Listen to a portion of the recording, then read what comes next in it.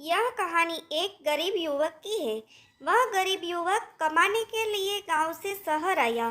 कुछ समय बाद उसको अच्छी नौकरी मिल गई। इसी दौरान उसके कई दोस्त भी बन गए।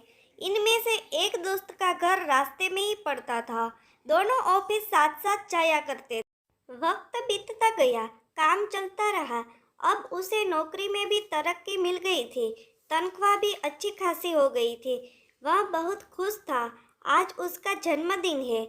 वह आज बहुत प्रसन्न है। ऑफिस में लोगों ने जन्मदिन की बधाइयाँ दी। शाम को ऑफिस से छूटते ही अपने दोस्तों को साथ ले शहर के एक बड़े होटल में जबरदस्त पार्टी की। पार्टी समाप्त होते ही सारे दोस्त अपने अपने घर चले गए।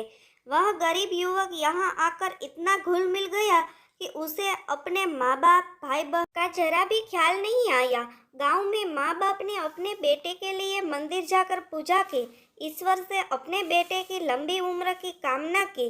उसके घर वाले वहां उस पर आस लगाए बैठे थे कि शहर से उनका बेटा आएगा तो सब मुश्किल हल हो जाए। लेकिन वह सब भूल गया था।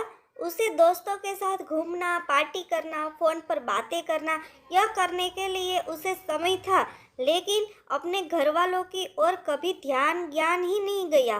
पैसों से घर खरीदा, कार खरीदी, एक बार भी अपने घर वालों को बुलाना उसने जरूरी नहीं समझा।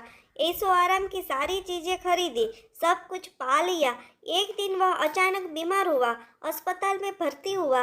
रात हुई, दवाई लेने के बाद डॉक्टर ने उसे आराम करने के लिए कहा। जब वह सोया तो गहरी नींद में चिल्लाने लगा, माँ बाबा, माँ बाबा, माँ बाबा। रात भर यही चिल्लाता रहा। डॉक्टर ने दवाई दी लेकिन असर नहीं हुआ रहा था। आखिर में सुबह डॉक्टर ने उसके घर संदेश भिजवाया कि उनका बेटा बीमार है और यहाँ हॉस्पिटल में भर्ती है। माँ बाबा को जैसे ही पता चला वे भागे चले आए। माँ ने बेटे को देखते ही अपने सीने से लगाया। उनको देखते ही उसके स्वास्थ्य में बहुत सुधार हुआ। डॉक्टर ने उसे उसी दिन हॉस्पिटल से घर भेज दिया। मानो माँ बाप उसके लिए दवाई बनकर आए थे। उसने पैसों से दुनिया की सारी चीजें खरीदी। पैसों से दोस्त, डॉक्टर, नर्स, दवाइयाँ, सब कुछ उसने पा लिया। सब कुछ मिला, लेकिन माँ बाप नहीं।